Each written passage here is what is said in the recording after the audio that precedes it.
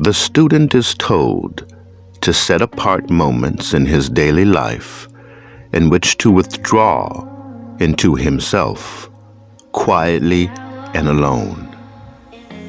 He is not to occupy himself at such moments with the affairs of his own ego. This would result in the contrary of what is intended. He should rather let his experiences and the messages from the outer world re-echo within his own completely silent self.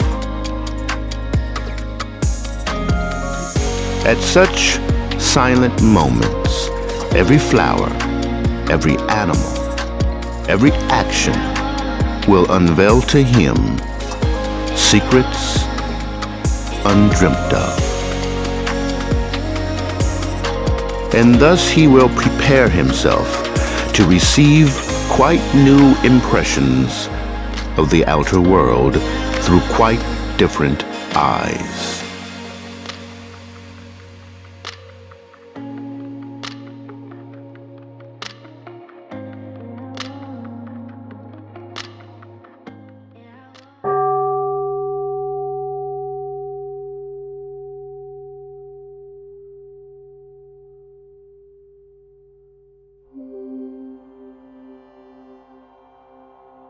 The desire to enjoy impression after impression merely blunts the faculty of cognition.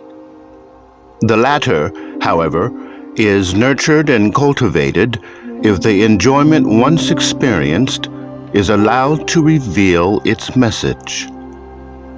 Thus the student must accustom himself not merely to let the enjoyment reverberate, as it were, but rather to renounce any further enjoyment and work upon the past experience. The peril here is very great.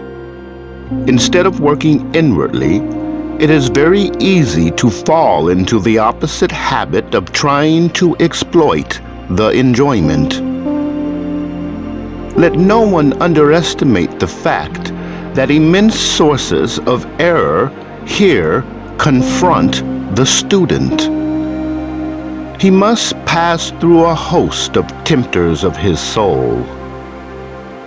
They would all harden his ego and imprison it within itself. He should rather open it wide to all the world. It is necessary that he should seek enjoyment, for only through enjoyment can the outer world reach him. If he blunts himself to enjoyment, he is like a plant which cannot any longer draw nourishment from its environment.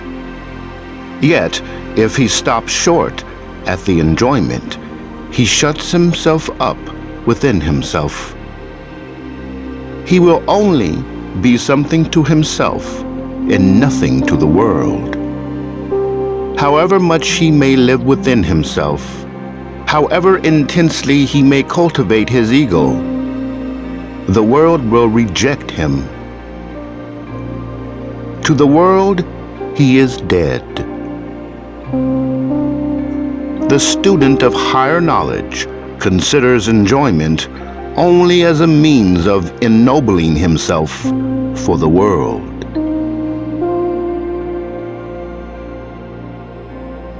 Enjoyment is to him like a scout informing him about the world. But once instructed by enjoyment, he passes on to work. He does not learn in order to accumulate learning as his own treasure, but in order that he may devote his learning to the service of the world.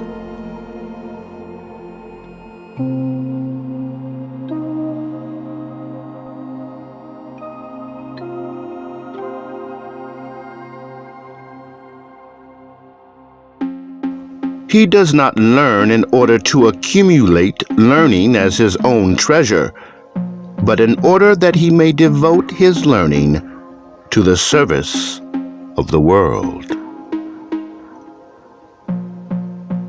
In all spiritual science, there is a fundamental principle which cannot be transgressed without sacrificing success, and it should be impressed on the student in every form of esoteric training. It runs as follows. All knowledge pursued merely for the enrichment of personal learning and the accumulation of personal treasure leads you away from the path. But all knowledge pursued for growth to ripeness within the process of human ennoblement and cosmic development brings you a step forward.